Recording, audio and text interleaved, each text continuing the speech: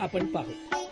बंधूंनो, झाडांच्या पानामध्ये number 1 Apta, number 2 उंबर, number 3 आवळा, number 4 अंजन, number 5 आंबा, नंबर बाबूळ, नंबर 7 जांभूळ, नंबर 8 तुती, नंबर 9 पळस, नंबर 10 पांगरा, नंबर 11 पिंपळ, नंबर 12 बेल, नंबर 13 शेवरी, नंबर 14 हिवर, नंबर 15 हिंगबेट. वरील झाडांच्या पानाचा उपयोग दुष्काळामध्ये वैरणीसाठी करता येतो, परंतु वापर करण्यापूर्वी पशु तज्ञाचा सल्ला घेऊनच याचा वापर करण्यात यावा. कारण वरील सर्व झाडाच्या पानाचा वापर खाद्यामध्ये योग्य प्रमाणात मिश्रण करून करावा लागतो. चारा टंचाईच्या काळात हिरव्या चाऱ्यासाठी हायड्रोपोनिक्सची निर्मिती करणे आणि त्यापासून जनावरांस हिरवा चारा म्हणून वापरात आणणे. हायड्रोपोनिक्स चारा तयार करण्यासाठी मका, गहू, बाजरी या धान्याचा वापर केला जातो. त्याची पद्धत: हे धान्य 12 तास पाण्यात भिजवून ठेवावे. नंतर हे धान्य पाण्यातून काढून 24 तास सुती कपड्यामध्ये किंवा गोणपाटामध्ये बांधून अंधाऱ्या खोलीत ठेवावे. त्यानंतर प्लास्टिक ट्रे मध्ये 3 फूट, 2 फूट आणि 3 इंच या साईज मध्ये 3x2, 2x3 अशा एकंदरीत आकाराच्या साईज मध्ये ट्रे मध्ये साधारणपणे 1.5 ते 1.75 किलो समान स्वरूपात बी पसरावे.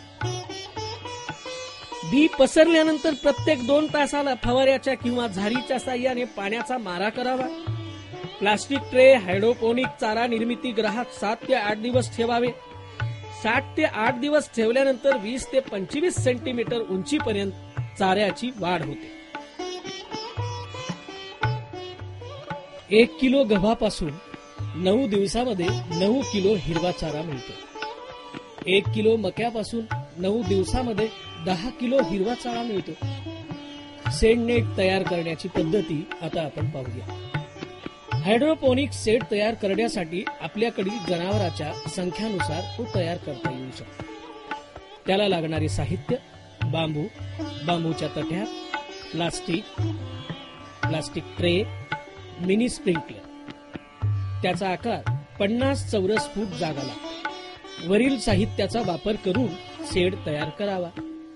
हा शेड उभारण्यासाठी 30,000 रुपये खर्च येतो. या सगळ्या ह्याचे महत्व आपण आता पाहूया.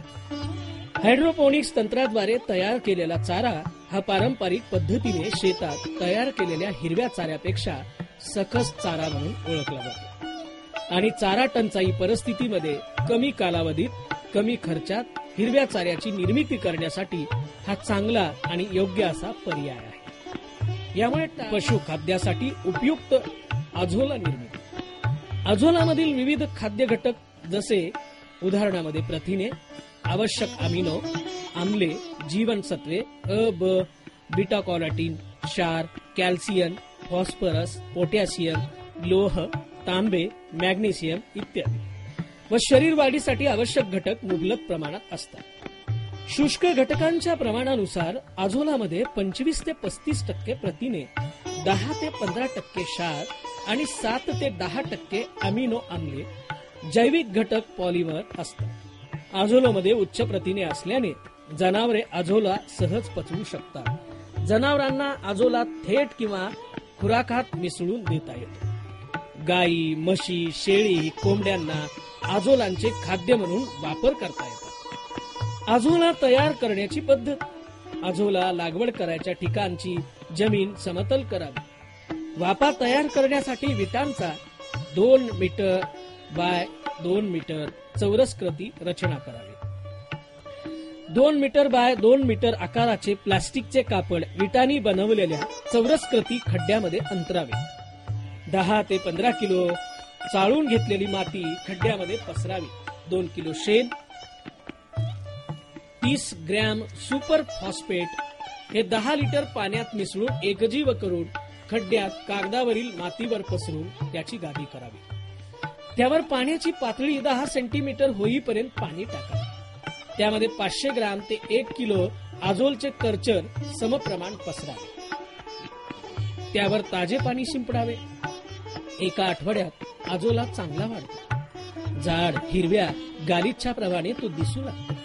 20 ग्रॅम सुपर फॉस्फेट व 1 किलो शेणाचे पाण्यातील मिश्रण 5 दिवसापासून एकदा या खड्ड्यात मिसळावे, जेणेकरून अजोलांची वाढ झपाट्याने होऊन दैनंदिन 500 ग्रॅम उत्पादन मिळेल. शिफारशीनुसार मॅग्नेशियम, लोह, तांबे, सल्फर इत्यादी क्षार असणारी मिश्रण दर आठवड्याला यात मिसळावी. दर महिन्यातून एकदा 5 किलो चाळलेली माती या खड्ड्यात मिसळावी. यामुळे मातीतील जास्तीचे नायट्रोजन जमा होऊन अन्न घटकांची कमतरता होणार नाही. दर 6 महिन्यांनी गादीमधील माती, पाणी बदलावे. नवीन अजोला कल्चर यात सोडावे. सुरुवातीच्या लागवडीनंतर 15 दिवसांनी रोज उत्पादन मिळू शकते. अजोला गोळा करण्यासाठी चाळणी सुद्धा वापरावी. अजोला धुण्याच्या वेळी जाळीवर धुतला तर छोटे वाढ न झालेले अजोलांचे तुकडे चाळून बाहेर येतात. हे तुकडे पुन्हा अजोला खड्ड्यांमध्ये सोडावे. तापमान 25 अंश सेल्सिअसच्या आत राखल्यास वाढ जोमाने होते. अजोला खड्ड्यांच्या वर सेडनेत बांधल्यास तीव्र सूर्यप्रकाशापासून त्याचे संरक्षण होईल. उत्पादित अजोला रोजचे रोज काढणे आवश्यक आहे, अन्यथा खड्ड्यामध्ये अजोला वाढीसाठी जागा कमी पडू शकते. दुधाळ जनावरांवर घेतलेल्या चाचण्यांद्वारे असे सिद्ध झाले आहे की रोजच्या आहारात 2 ते 3 किलो अजोला मिसळला तर जनावराच्या दुधात सर्वसाधारणपणे 15 ते 20% वाढ. इतर पिकांच्या तुलनेत अजोला उपयुक्तता खालील तक्त्यांच्या आधारे आपल्याला स्क्रीनवर दाखवण्यात येईल. मुरघास निर्मिती. जनावरांच्या संख्येनुसार मुरघास तयार करा. मोठ्या प्रमाणात मुरघास खड्ड्यांमध्ये बनला जातो. त्यासाठी जमिनीमध्ये योग्य आकाराचा खड्डा तयार करावा. खड्ड्यातील चाऱ्यामध्ये पाणी किंवा ओलावा जाऊ नये यासाठी खड्ड्यांच्या भिंती सिमेंटने बांधून घ्याव्यात आणि खड्ड्यांमध्ये प्लास्टिक कागद टाकावा. जनावरांची संख्या कमी असल्यास असा मुरघास प्लास्टिकच्या पिशव्यामध्ये देखील बनविता येतो. मुरघास तयार करण्यासाठी लागणारा चारा. मुरघास बनविण्यासाठी एकदल पिके मका, ज्वारी, बाजरी, ओट आणि इतर गवत पिके. मुरघास बनवण्यासाठी द्विदल पिके लुत्सर्ण, चवळी, बरसिम गवार, यशवंत याचा वापर करा. एकदल पिकांच्या चाऱ्यामध्ये कर्बोदकांचे प्रमाण जास्त असल्यामुळे चांगल्या प्रतीचा मुरघास तयार होतो. त्यासाठी मका हे चांगले पीक आहे. द्विदल पिकांच्या चाऱ्यामध्ये प्रथिने व खनिजांचे प्रमाण जास्त असते. मुरघास तयार करण्याची आपण आता पद्धत बघूया. चाऱ्यांचे 1-2 इंच लांबीचे कडबा कुट्टी यंत्राच्या साह्याने तुकडे करून घ्यावे. चारा पिकाची कुट्टी बॅगेत किंवा ड्रम मध्ये किंवा बांबूच्या चौकटीत व्यवस्थित भरून घ्यावी. उत्तम दर्जाचा मुरघास तयार होण्यासाठी कुट्टी केलेल्या चाऱ्यावर 1 किलो युरिया, 1 किलो मीठ, 2 किलो गूळ, खनिज मिश्रण 1 किलो, 15 लिटर पाण्यात वरील सर्व पदार्थ चांगल्या प्रकारे पाण्यामध्ये मिश्रण करून घ्यावे आणि तयार झालेल्या चाऱ्यांच्या कुट्टीवर शिंपडावे आणि सर्व चारा कुट्टीचे मिश्रण करून घ्यावे. बॅगेमध्ये किंवा ड्रम मध्ये हा मुरघास चांगला दाबून भरून घ्यावा, जेणेकरून त्यामध्ये हवा राहणार नाही. कारण जर हवा आत दाबून राहिली तर त्यामध्ये बुरशी येऊन मुरघासची प्रत दर्जा कमी होऊ शकतो.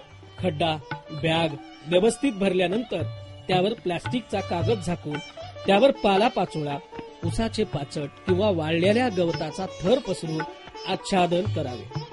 या आच्छादनावर 5 इंचाचा मातीचा थर द्यावा, जेणेकरून हवाबंद केलेला मुरघास हा 40 ते 50 दिवस ठेवल्यास चाऱ्यामध्ये आंबवण्याची प्रक्रिया होऊन उत्तम दर्जाचा मुरघास तयार होतो. सर्वसाधारणपणे दिवसाला प्रत्येक गाय, म्हैस यांना 20 किलो मुरघास द्यावा. भविष्यात चारा टंचाई टाळण्यासाठी शेतकऱ्यांनी व पशुपालकांनी खालील चारा पिके घ्यावीत. नंबर 1 मका. हिरव्या चाऱ्यांमध्ये मका या चारा पिकाला महत्वाचे स्थान आहे. या पिकाची लागवड करताना शेतकरी व पशुपालक यांना माहिती व्हावी यासाठी मक्याच्या सुधारित जाती आफ्रिकन टॉल, विजय, गंगा सफेद, किसान, जवाहर, मांजरी कंपोजिट, डेक्कन 103, गंगा इत्यादी सुधारित जाती बाजारात मिळू शकतात. जमीन मध्यम काळी निचरा होणारी गाळाच्या जमिनीची निवड करावी. बियाणे हेक्टरी पेरणीसाठी 75 किलो बियाणे लागते.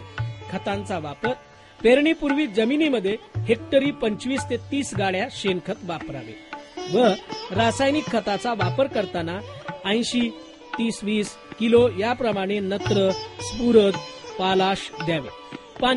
पाण्याचे नियोजन करताना मक्याला हलकी जमीन असेल तर 10-12 दिवसाने पाण्याची पाळी द्यावी लागते. चांगली जमीन असेल तर महिन्यातून 2 वेळा पाण्याच्या पाळ्या द्याव्या लागतात. कापणी